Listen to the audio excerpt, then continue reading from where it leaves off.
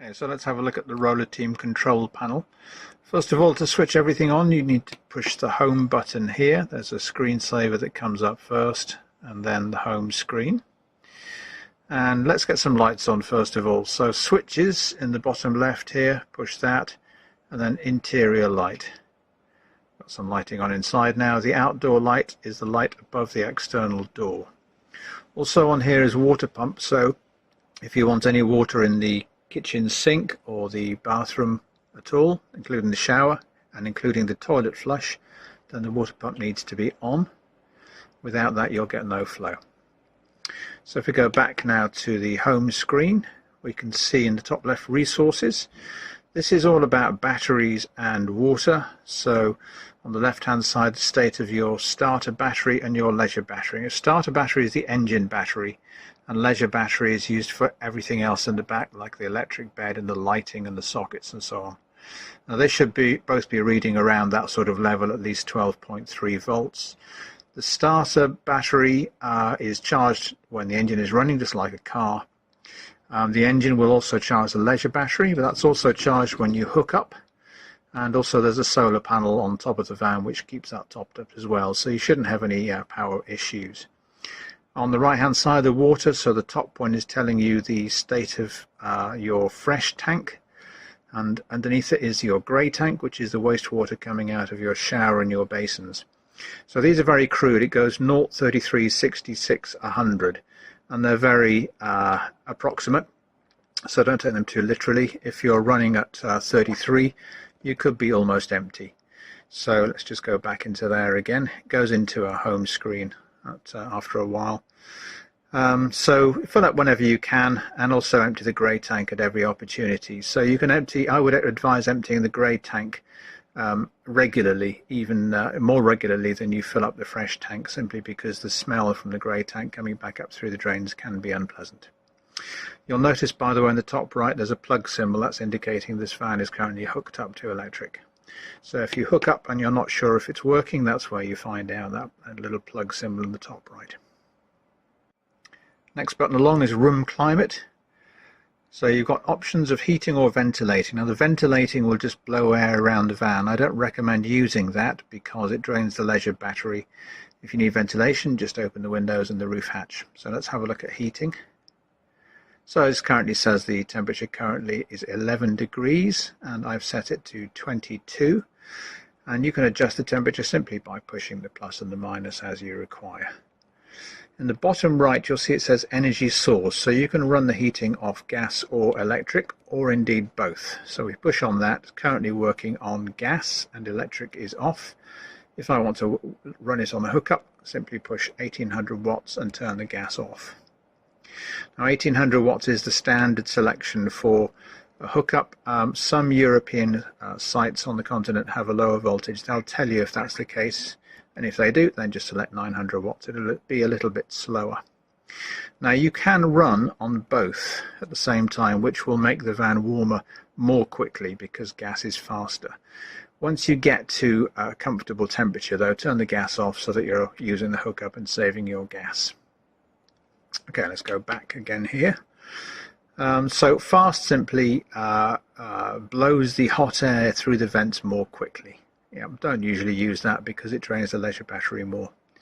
To turn the heating off, just like that.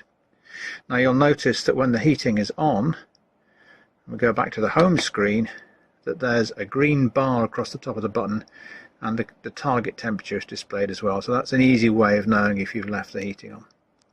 Let's have a look at warm water. Push turn on. Now we've got two settings here, either 40 degrees or 60 degrees for a shower. To be honest, most people find 40 degrees is enough for a shower, but if you don't, then just turn it up a little bit from there. You'll see the sort of glowing red thing which happens on the heating as well. That's indicating that it's coming up to temperature. On the right hand side you can see again energy source, either electricity or gas, and again you can run it on both if you want hot water more quickly, but do turn off the gas once you're done. Okay, pushing on the water pump, that's just a shortcut, so you can select the water pump on or off without going back to the home screen. For hot water, of course, you're going to want the water pump on so that the hot water will flow through to your taps. Faster heating will just make it go more quickly if you like. It'll put more voltage through. Again, you can use that for short periods if you need to, but it does drain the leisure battery more. Okay, and then back to the home screen, and we can see again that there's a bar indicator, a green bar showing that the warm water is on and the target temperature. To turn either of them off, we just go up to the turn off button up there, and you can see that it's cleared from the screen here. Notifications will tell you about any errors the van has found, so normally you push on that and it says no notifications. Here's an example error, so we can see the notifications button has a red bar across the top and the number 1, which indicates that it's found one fault. So if we push on that, it'll tell us what the fault is, and it's that there's no operating voltage. In other words, we're not hooked up, or if we are hooked up, there's no supply coming in from the campsite end. So we can push the arrow button here. It'll talk us through the problem and how to solve it. So the first thing it says, ensure that you've got a hookup attached and it's providing power. Remember that plug symbol in the top right. If that's not on the home screen, up there in the top right, there's no plug symbol, then that means that you are not receiving power. So what you do is you go outside and obviously you plug in. If you are receiving power and the plug symbol is showing, then a fuse has blown, and that's what this is talking about.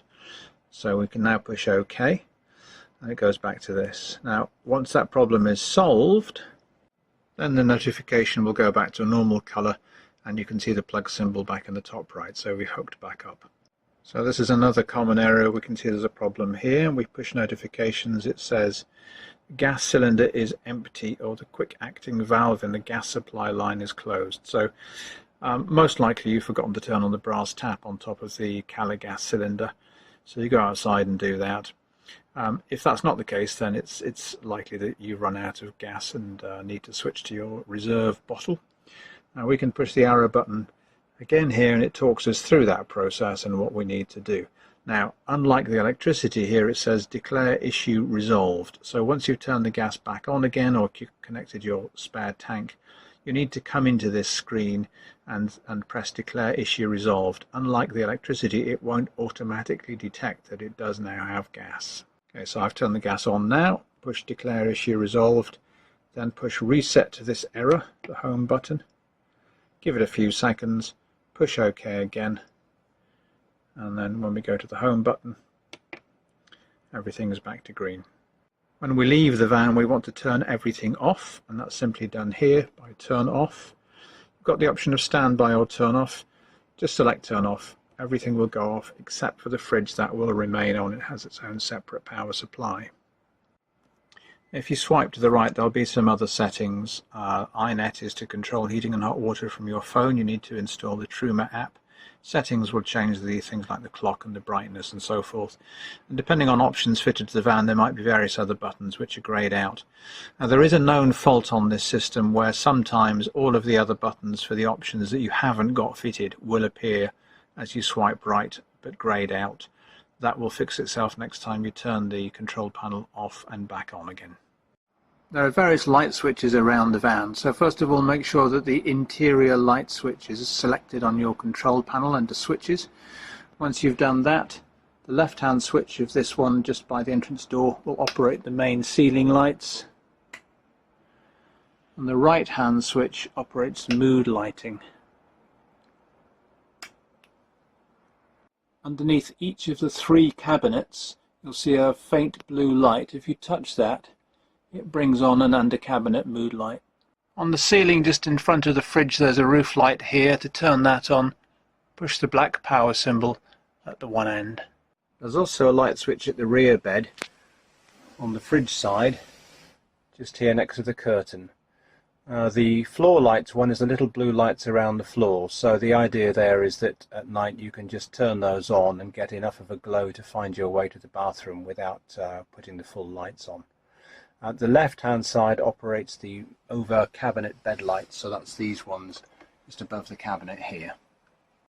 There are reading lights above the rear bed which have an individual switch on them, and there are also USB ports built into these as well. Now when you go to bed at night, you obviously want these lights working, but if you turn the lights off at the control panel, they won't work. So what you need to do is to leave on the interior light switch on the control panel, which is under the switches button, and then turn off all the lights that you don't need. So using the main switch by the habitation door, you can turn off the main lights, and also turn off the mood lighting under the cabinets by pushing the little blue button that's located under the cabinets. And the same thing applies to this light, which is the light above the drop-down bed. That one also requires power, of course, and you can switch that on and off using the little button on the end there. In the bathroom, the light switch is a bit oddly positioned underneath this cabinet at the back here, and that will turn on the two lights above the basin. So just to make sure you can find that in the dark, I've installed a light here which should come on as soon as you open the door to help you find that light switch. At night time, because you're turning on the power to all the lights so the reading lights work, you want to make sure that this one is off. Now, when you are hooked up, your two 3-pin sockets will work. One of them is here above the hob, and the other one's a bit bizarrely positioned behind the passenger's seat on the side panel there. So these 3-pin sockets will work when you're hooked up, and then you can operate a normal hairdryer, for example. There are USB sockets positioned just by the table there. You've also obviously got one in the cab here, and I've given you an adapter above the steering wheel for 2 more there. And you'll also find USB points built into the reading lights in the rear bed. To open the fridge, pull the handle towards you. There's a freezer section at the top. If you find that this door doesn't open because it's jammed, it just means you've recently opened it. It needs a little time to repressurize, 2 minutes maximum, but usually 30 seconds or so. So don't force it, just give it a few moments. And then in the bottom, you've got a separate drawer which contains the drinks chilling cabinet. You can move that barrier around to hold your drinks upright. You'll see that the oven tray is stored in here because it rattles around less than it does in the oven itself. If there's a blue light in the power button on the left, that means the fridge is on. And if there's nothing in these lights, it means it's happy, it's working successfully. If you wanted to turn the fridge off completely, you just hold down the power button for 3 seconds. To turn it back on again, hold down again for another 3 seconds. This fridge can run from the engine battery when you're driving, or the alternator. It'll run from hookup if you've got electric hookup, and it'll run from gas if you don't have electric hookup. Now it automatically chooses between those 3 power sources, so most of the time you don't have to think about it. But you can tell what it's doing. And the way you do that is pushing this square button, and some symbols come up. The A means it's in automatic mode. It will choose automatically the right power source. The plug means that in this case it's running off the electric hookup. This fades after a second. Just push the square button to reactivate. And the lights on the right hand side, that's indicating the temperature of the fridge between 1 light and 5 lights. 5 is the coldest. Cold 5 bars, that will freeze your vegetables potentially, particularly lettuce, so I tend to leave mine on 4 bars. And when the engine is running, you'll see this battery symbol lit up, which means it's running from the engine battery. And finally this one, the flame symbol, means it's running on gas because I've turned the engine off and I don't have electric hookup. If everything's flashing like this, it means that it can't find a power source. So you've turned the engine off, you've arrived at your site, there isn't a hookup. You've turned your gas on, but the fridge is saying it can't operate from the gas for some reason. It's just because during driving the gas has gone back down the pipe and the fridge can't see it. So what you do to resolve that is, first of all, make sure that your gas is switched on. Light a hob which will pull the gas through the system. Just a couple of seconds is fine. And then turn the fridge off and back on again. So hold down the power button 3 seconds, it turns off. Hold down another 3 seconds, turns back on again. And that'll force it to check again, and now it's found the gas. Now if that doesn't work and it's still not selecting gas, it's still flashing at you, then you can set the fridge to manually work off a particular power source. In other words, you take it out of automatic mode. To do that, push the square button. It's currently saying it's running on automatic. Hold the button down for 3 seconds. Push the right hand arrow and you can tell it to work off hookup or engine battery or gas. Most likely you'll be choosing gas. Push the square button again to select. This is also where you can adjust the temperature of the fridge. So to go colder, it's right arrow. To go less cold, it's left arrow. I'm going to leave it on 4. Push again. So this is now operating on gas in manual mode, so the A is missing. And it's working fine now. But we don't want to leave it in manual mode, because then when you turn off the gas and leave your campsite and start the engine, it won't automatically switch to engine mode, and that means your fridge will be off. So once we've done this and we're happy it's now working on gas as we want, push that button 3 seconds again, go left, left, left, back to automatic mode, push again, happy with the temperature, push again, and now we're back in automatic mode and working off gas. To operate the hob, just make sure that the gas is turned on at the gas bottle, and then push and rotate one of the gas rings. You can hear the sparker going, it's automatic. Let go after 5 seconds or so, and then you've got gas. To turn off, rotate back to 0, and the gas will be cut off automatically and the flame goes out. Make sure that the 0 is lined up with the 0 on the control panel there, just to make sure the gas is fully switched off. Now, you will have a hot hob here if you've been doing a lot of cooking, so leave the lid up for a little while to let it cool off before you lower that. Make sure you travel with the lid down. It will rattle a bit during travel, so you can put a tea towel under the edge of it. That helps a lot. The gas oven also has a grill. To use the grill, turn the knob in the clockwise direction for the flame symbol. Push this in, which releases the gas, and then push the sparker button. After a few seconds, let go of the sparker, but keep the knob held in for 10 seconds or so, and then you can release and it will stay on. And that's the hob, and that is a flame at the top of the oven there. To light the oven, just go the other way, push in to release the gas, sparker again, and then keep this held in for 10 seconds or so. Then you can let go, and the oven flame is at the bottom at the back there. Obviously you can adjust the temperature to the gas mark that you require. Turn the oven or hob off, rotate to 0, and the flame will go out automatically. So to bring the television out from the wall, we need to find this lever at the back and move it to the right, and that releases the television so that you can then pull it away and angle it as you need to. The remote is strapped on the wall behind the television. To get power to the TV, we're going to need to make sure the control panel is on, and under switches, make sure the interior light is on. That's where it draws power from. You can then tell that it's got power because of a little red light under the bottom edge there. To turn it on, push the power button, of course. Nothing appears to happen, but you will see that the light turns to blue. Give it a few seconds and it'll come up with this screensaver. If the television needs tuning, you're going to get this message up. You need to hold down the orange AQT button there for a few seconds. It'll come up with this screen. Now, it is a bit temperamental. If you don't get that, turn the television off and back on again and try the AQT button again. As it says, you choose the country you want. So if you're not in the UK, use the left and right. I don't think you'll be in New Zealand somehow.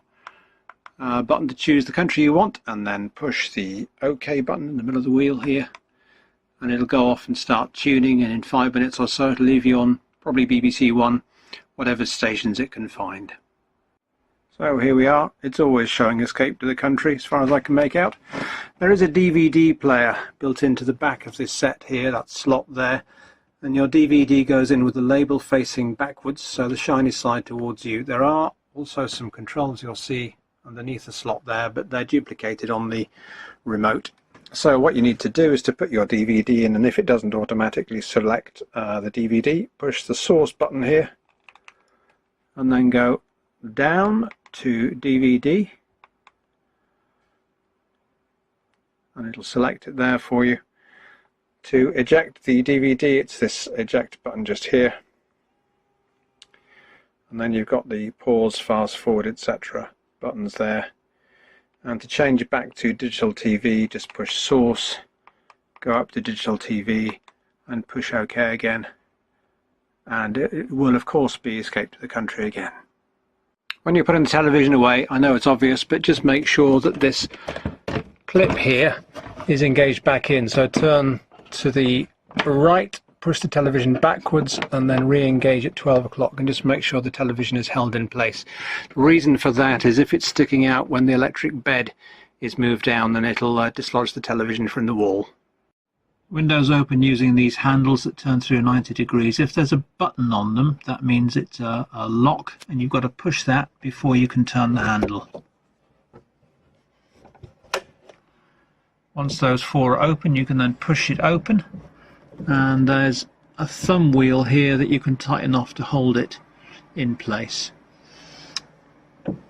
When you close it again, you can, if you want, put it in a ventilation position, so where the handle goes in between these two plastic notches. So this is closed, and that's in the vent position. A little bit of air coming in, but it's still secure so nobody can get in from outside. The windows have an insect blind and a blackout blind. The insect blind is at the back, and you just wind it downwards manually. And when you go to the bottom, just push it back slightly and it'll hook in place. Then your blackout blind comes down over the top, and this has a position in the middle, so if you wanted it sort of half blacked out, you can put it there. If you want it fully blacked out for night time, all the way down to the bottom, and just push it back slightly at the bottom and it will lock into place. And to release, down and towards you, don't let go, just guide it up slowly. And the insect blind again down and towards you, and guide it up. You need to not operate the blackout blind without the insect blind first, because it can put strain on it and break it or tear it. There are roof windows in the living area and also above the bed, and to open that, push this button and slide the bar backwards, and you can see that there are two slots there.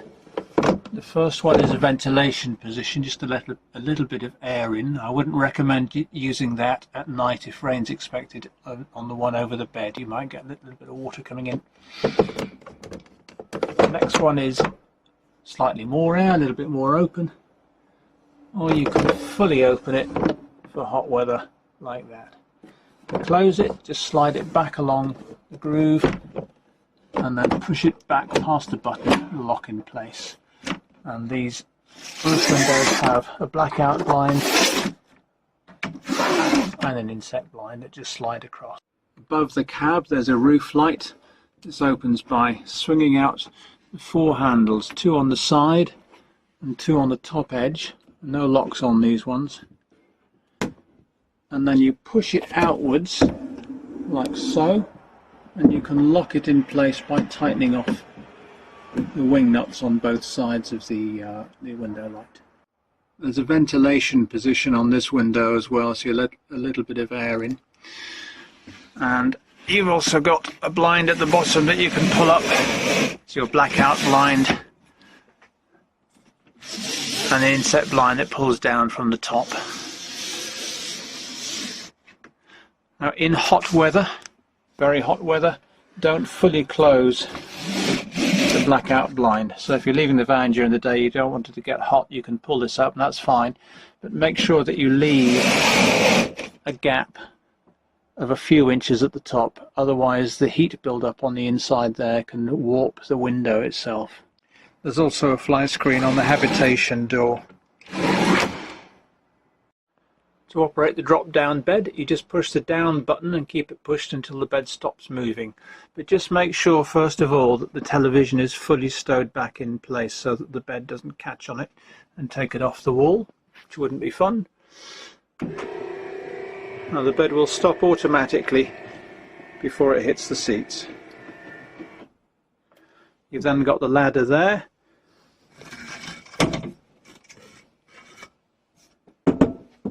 Just hooks on where I put the two labels there onto the edge. You've also got a light up there for your use. Just make sure that the interior light switch is left on at night, otherwise that won't work. Now if you've got children staying in the bed, or you're concerned about possibly falling out, if you dig around under the mattress you'll find this netting here, and these just clip into the ceiling hooks up there. and we'll give you netting all the way around the bed for safety.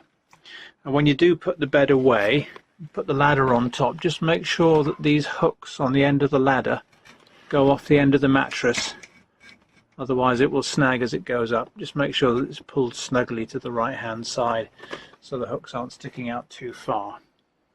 Winding the bed back up, it's just a case of pushing this up button until the bed stops moving. Now you can leave your duvet on the bed, but do remove pillows, because otherwise it will strain the motor as it reaches the top here and can blow the fuse.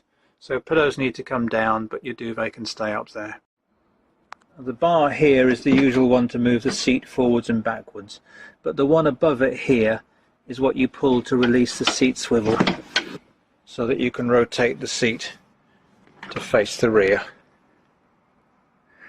Now the hand rests here are on a ratchet system to pull out the way.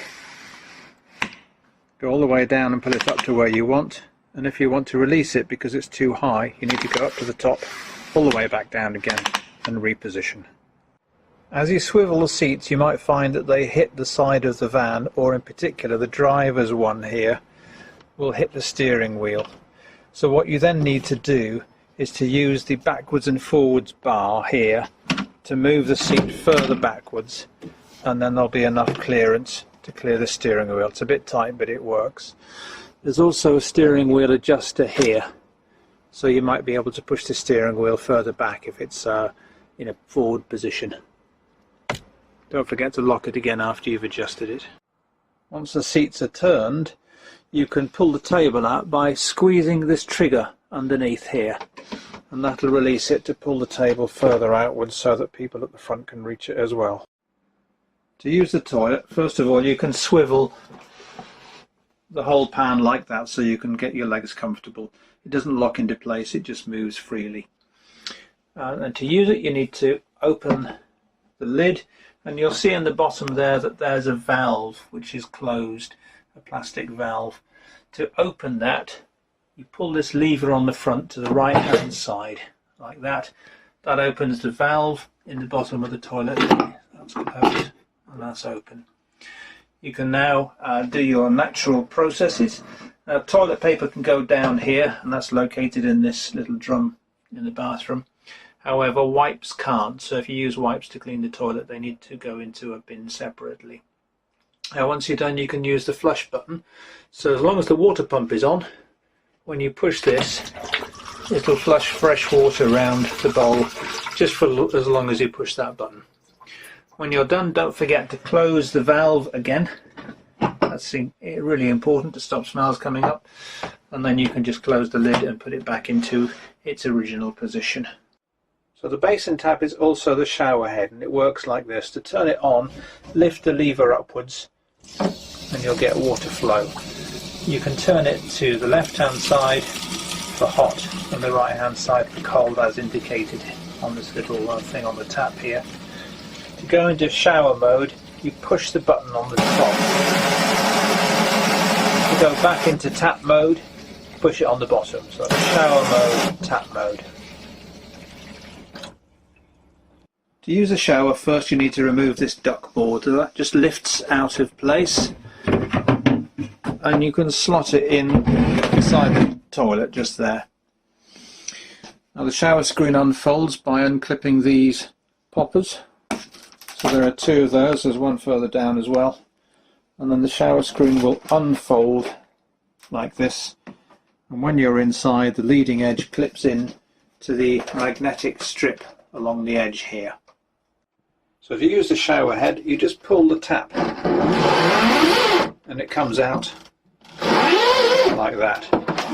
You can then clip the shower head into the holder if you want to do that, just like so, and then turn on the water by lifting the handle here, and hot to the left, cold to the right. However, it is a bit tight in here with the pipe in the way, so what I tend to do is just, when you're not using the shower, is just to lay it in the basin there, out of the way. Remember, you want to use as little water as possible, so you need to rinse yourself down and get wet, and then turn the water off and put the shower head in the basin while you're lathering up, and then at the end rinse off. If you run it continuously like you do at home, you're going to run out of water quite quickly. So once you're done, you just manually push this back into the recess like that. And then finally just replace the duck board. So don't forget to fold the shower screen back into place and then secure it with the plastic straps so that they don't bang around while you're travelling. So looking in the cab, first of all, there's a full tank of diesel supplied, so please bring it back full.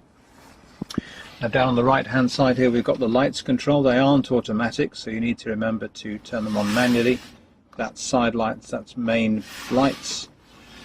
And we'll now see the little green side light symbol lit. And to go to full beam, you need to push the left hand stalk backwards. And that operates onto the main beam. Push it away from you backwards again and it will go to dip. Pull towards you and you'll flash. And that's also the indicators on the left stalk, of course. On the right hand stalk here we've got the wipers. So up for on, you can control the regularity of the interval here. If you go down, that's a flick wipe, and pull towards you for screen wash. And next to the lights there's the fog switch, operates the rear fog lamps, and that's indicated by a little orange symbol here. These two buttons will adjust down or up the brightness of the display. And this is your electric windows, so that's off. That's to select the driver's side. This is the passenger side. And you can then go up, down, left, right, and that will change the top mirror only. It won't change the bottom one, which is your blind spot mirror, so that needs to be done manually.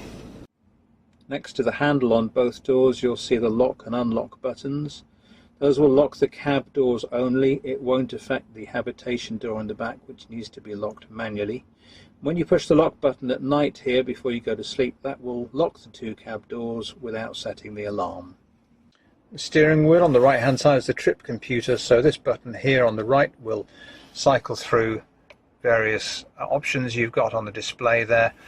And to go down on that menu, push this OK button downwards. To go back up, upwards, and the button on the left is to go back to the previous menu. So the most useful thing on here really is to go down to computer 1 reset if you want to set the trip computer to see what economy you're doing, how far you're going. Push OK on that and then push OK on all values and hold OK down to reset. Left hand side is cruise control. So to set this, first of all turn the cruise control on using this button here. And display it says set. When you're going at the speed that you want to hold at, push this RES button upwards to set your speed. To cancel cruise control, just push cancel, and to resume the speed you previously had set when you're ready, just push the resume button inwards. This one's a speed limiter. If you wanted to set a maximum speed that you can go, push that button. It says lim set miles per hour. When you're going at the speed that you want to set as a limit, push the resume button upwards. In this little cubby there's a spirit level, so when you're using your leveling blocks, one person outside watching you go up the wheels and to give you guidance, and the driver's watching the spirit level to see that you're roughly level in both dimensions, left, right and forwards, backwards. The main reason for being level is the fridge doesn't work very well unless you're level. Here you can turn the traction control on or off, and here you can put it into eco mode, which shows on the display here. That will limit your acceleration in order to save fuel. On the left button here you can turn off the start stop function if you want to. So to move off you need to move the vehicle out of park into D or drive mode. To move the gear stick you need to be pushing the little switch here behind the gear stick. So we can then move from park, past reverse, neutral and drive. And there's an indicator on the dashboard here which tells you which mode you're in. When you're in drive you can manually shift gear as well by using that to go down a gear or plus to go up a gear. The idea of this is to lock the vehicle in so it can't change gears. So if you're on a very steep hill in the Alps, for example, you want to lock it into second you could use that. However, the Ford transmission is extremely good, and it's very rare you'll need to use that, if at all. So the M position, that's manual driving, so that's just a position you choose if you always want to be able to change gear manually using this. Again, it's pretty redundant. The neutral position isn't generally used. However, if you are caught in traffic and having to sit there for a while, it will avoid overheating the gearbox if you move the gear stick into neutral and keep your foot on the brake. So rather than keeping it in drive with the foot on the brake, move it to neutral, and that'll take some pressure off the gearbox. If you're stuck for a very long time in a traffic jam, you can of course move it into park, and then you can take your foot off the foot brake. When you come to a standstill, you're parking up, you need to first of all put the handbrake on fully and then move the transmission into park, and the car will remind you if you haven't put it into park. The reason for doing it that way around is the full weight of the vehicle needs to be held on the handbrake and not on the park transmission, otherwise it'll strain the transmission. On a similar vein, if you're driving and you come to a standstill, you want to go into reverse, make sure you come to a complete stop before you select reverse. And on the same vein, if you're in reverse and you're going forwards, obviously come to a complete stop and then shift to drive. Also, if you're coasting downhill, don't move it into neutral like you might do with a manual car. It won't save you any fuel, and it also means you've got no engine braking and no opportunity to accelerate if you need to get out of trouble. So no coasting down hills. And that's the automatic gearbox. Top button will unlock the cab doors, the middle button will lock them, second press of the middle button sets the alarm, and the bottom button doesn't do anything on these motorhomes. Now all the other locks on the van, apart from those cab doors, are locked using this black key which you find on the fob here. So that will lock the habitation door, the gas locker, the toilet cassette drawer, the garage locks on both sides, and also the water filler. So coming back to the habitation door, to lock this, just insert the black key, turn it clockwise, and you're now locked. This type of lock, which is on the garage and the gas locker, you can tell it's unlocked at the moment because the handle is sticking out. Yep, so I can just open it up like that. Close it, rotate clockwise, insert the key, and turn the key anti-clockwise through 180 degrees, pull the key out, and then you can bang the lock shut. So that's also a good visual indicator. I can tell that's locked because the handle is in. The toilet cassette door, to open, you just push the top and bottom buttons at the same time, if you've got two hands, and grab the edge here and pull it open. And to lock it, just turn anti-clockwise 90 degrees. You can tell it's locked because it doesn't push in. So it's really important whenever you leave the vehicle to push that lock button twice to set the alarm, but then to go around all of the other locks and using the black key, lock everything, the garage, the toilet cassette, the gas locker, the water filler, and particularly this habitation door. Fill up with diesel, you just need to open the passenger door and then flip this open, and it's straight in there, no key required. So by law the gas must be turned off during travel. So to go into the gas locker, first of all unlock it with your black key, open the handle, and look for the tank that has the pipes applied to it. That's your current live one, and there you've got the brass tap, and you simply open it when you arrive somewhere by rotating that way, and close it for travel by going clockwise like that till it's firmly closed off. Now if you've run out of gas, you need to change across to the reserve bottle. First thing you need to do is to turn the gas supply off, and then we're going to disconnect the supply hose here just by turning this black nut. Now this is a reverse thread, so to undo things we're used to going anti-clockwise. In this case you go clockwise. Quite a long thread. Take that out, and the dust cap here goes on to the empty one, and again it's the wrong way around of course, so it's anti-clockwise.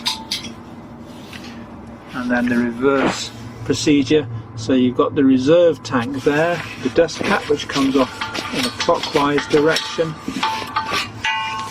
and then you hold the connecting pipe against the thread. You've got to hold it quite straight to line it up, and then you're going anti-clockwise. This needs to be done up as tightly as you can. There we go. And then turn the gas on that way.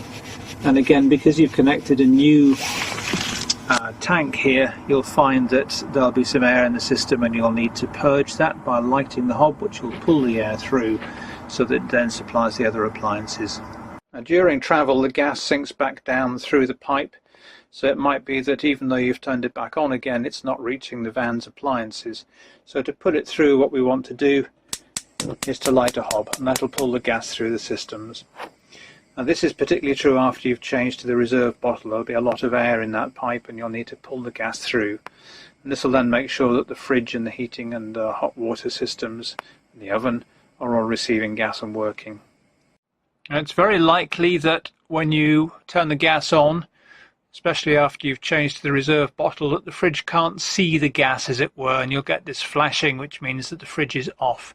And we know the gas is on, but it's still not finding it. So what we're going to do is to turn the power off by holding the power button down for 3 seconds. Turn it back on again. That will encourage it to check once more, and now it's finding the gas. If you're on a campsite with an electric hookup point, you can hook up to their power supply. That means that the heating and hot water systems and the fridge will use electricity instead of gas, which will save your gas. The oven and the hob will still require gas, of course. So to hook up, you just open this lid, there's no key involved, and your power cable looks like this. You want the end with the cap on it, and you just use your thumb like this to lever the cap up to 45 degrees, and then you slot it in like this. Push in until it clicks like this and it's firmly in place. The other end of the cable looks like this with no cap, and that goes into the supply. On the campsite, of course, there'll be a rain cover over this. It'll be out on your pitch, but there will be a cover underneath that, which is here. You lift that up, you'll see a slot at the bottom of there. That engages with the notch here on the underside, so that's how you tell which way up it goes. Push in firmly and it clicks. There'll be a switch of some sort. It might be an RCD type one, which you have to push upwards, or it might be like this one. Now your supply to the motorhome should be on. Now, how do you know that the electricity supply is working? 2 clues. First of all, on the control panel there'll be a little plug symbol in the top right.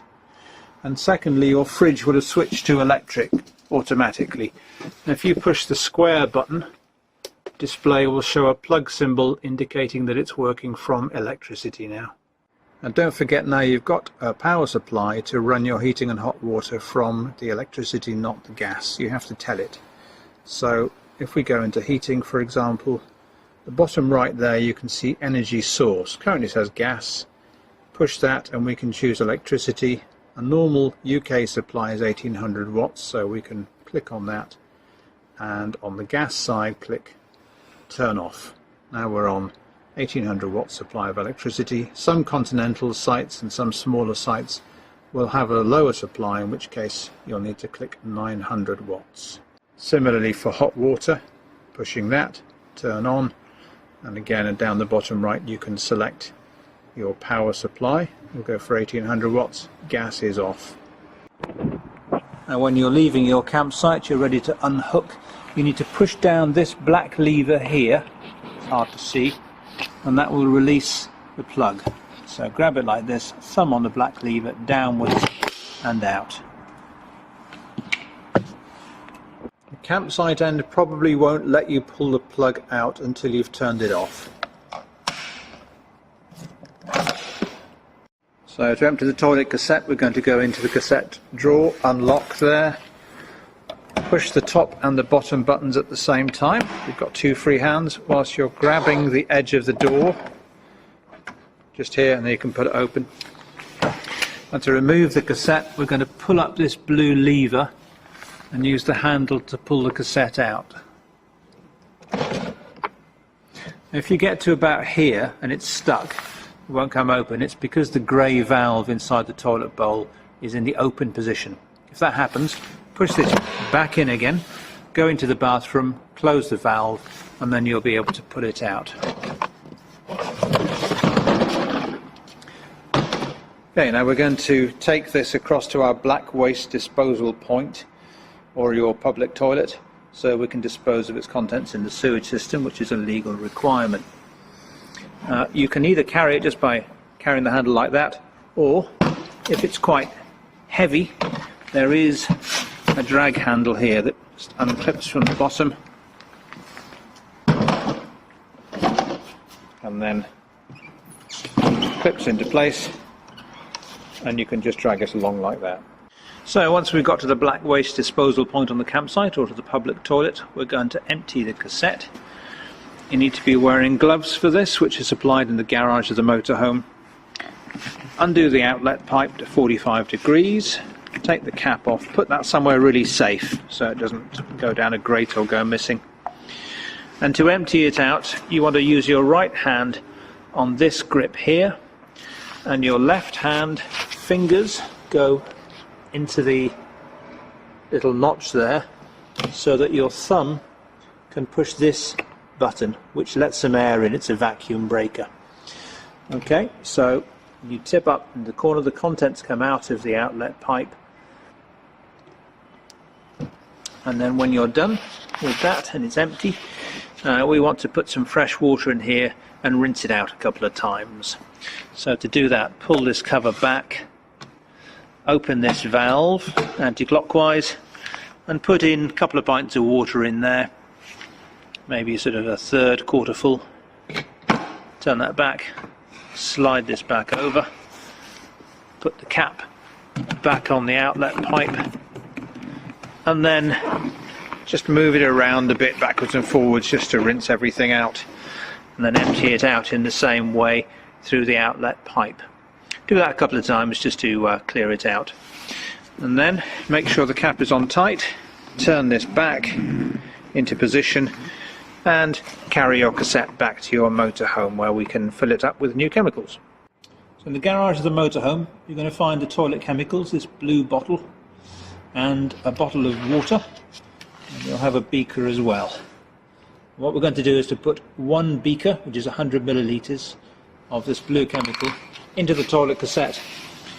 Same way as before, just slide back the cover, turn the valve, and that'll give us access. So in goes our toilet chemicals. This stuff sticks to the edge of the beaker a fair bit, so when you put in your first bottle of water, just rinse it out a little bit, and you can use your fingers to clean it since you're wearing gloves. So here's our third bottle of water going in. It's just normal water, so if you don't have a tap at your plot, then you can just fill it up at the kitchen sink. And then we're going to close off this valve, slide the cover back over again, make sure that this is folded and that the end cap is on tight, and then simply insert your cassette back into the drawer, push so that this blue clip engages. Close and lock the cassette drawer. So this is how to fill the fresh water which supplies your basins and your shower and your toilet flush. You need to do this as often as you can. Whenever you have the opportunity of having access to an outside tap that has a hose lock fitting, like at campsites or pubs or what have you, do fill it up. So open the cap there, use the black key on the fob to unlock this, turn it anti-clockwise to 180 degrees whilst holding the cap in place, and then it will just undo and come out. And we're going to put our hose pipe in there, and you're looking for the opening to the tank, so you might have to fish about a bit. If you feel it stopping, you're not in, you need to rotate until you find the opening, and then it will go further in, and you'll feel the tank sort of grab the pipe a little bit. The other end will be a hose lock fitting which just pushes in like that, clicks into place. Now to undo that when you've done filling, by the way, you just pull this down. If this adapter is missing at the campsite tap, then you will find a spare one in the garage. So we hook that in, turn the tap on fully. When the tank is full, it'll just spill out of the opening like this. And we just put the cap back in again. Don't forget to lock it by turning clockwise 180 degrees and close the lid. Sometimes you can't get close enough to the supply tap on the campsite, perhaps it's waterlogged or you're camping off grid, in which case you can use the bucket and funnel system. So it's just a case of filling up the bucket from the tap, carrying it across the field to the van, and this goes into the water tank, and one person holds it while the other one pours the water in. Take about 8 to 10 bucket loads to fill a tank. This is your grey water waste valve. Grey water is the water that's come from the shower and the basins. On larger campsites there'll be a drive over grate where you empty this. On smaller ones they might tell you just to empty the grey water where your van is sitting on your pitch. To empty the grey tank you want to pull this lever here firmly towards you, and any wastewater will then flow out of the tank directly underneath there behind the valve. And once it's empty, push this back in again. It's quite hard to push sometimes. It might be easier just to bang it on the side like this a couple of times. That's more effective. If the campsite does say to empty this where your van is sitting, then I would recommend opening the valve when you arrive and just leaving it open for the duration of your stay on the pitch, so that as you're having a shower in the basins, the water just goes straight through as you're using it. If you leave it to build up and then empty 70 or 80 litres of grey water onto the pitch in one go, you might create a bit of a mud problem. If you're on unlevel ground where you're staying overnight, you can use the levelling blocks. Now these you just basically drive up to one of these 3 levels, and you might do this on just one front wheel if you're on a dip. You might do it on both front wheels, possibly both back wheels if you're sloping down towards the rear, in which case you reverse onto them. And sometimes your whole van is tilting, let's say, to the left, and then you'd put them under both left wheels. So as you drive up these, obviously your passenger needs to be outside, talking to you through the window and indicating when you're about to go off the front of them, so that you don't do that. There is a level inside the cab, so the driver can see roughly when you're level. And the main reason for using these is to make sure the fridge is approximately level, because otherwise it doesn't work very efficiently. To wind out the awning, we're going to need these 3 things out of the garage: the awning handle, the pegs and the mallet. To open the handle, just do that. The eye up here, and wind the awning out until you can reach the leading edge. About 1 metre or a bit more than that, just to here. Okay, so we now need to bring out the support leg, which is underneath the lip here. You need to pull out at this end, and at this end here we need to make sure this pivot comes out like that. Then you can twist the leg downwards. So now we undo this flywheel here, and the leg extends downwards to the ground like that. We're going on an outward angle, put it to the ground to take some weight off the awning, and then tighten off the wing nut again, and do the same on the other leg. Okay, so now we can carry on winding the awning out, and you'll see that it's moving further out. As we do that, the legs are starting to bend inwards, so we readjust them both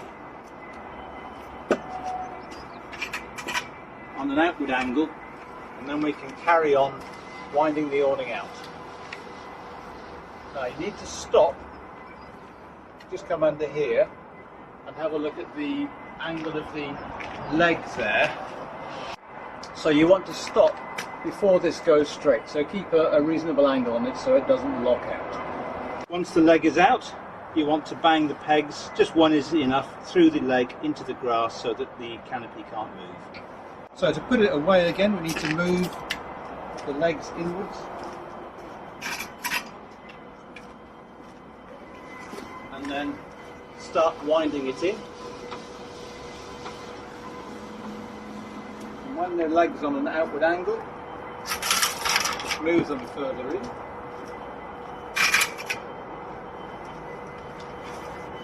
Wind it a bit further. Okay, so we then need to fold the leg away. So if you loosen off the wing nut, you don't need to go down to the ground.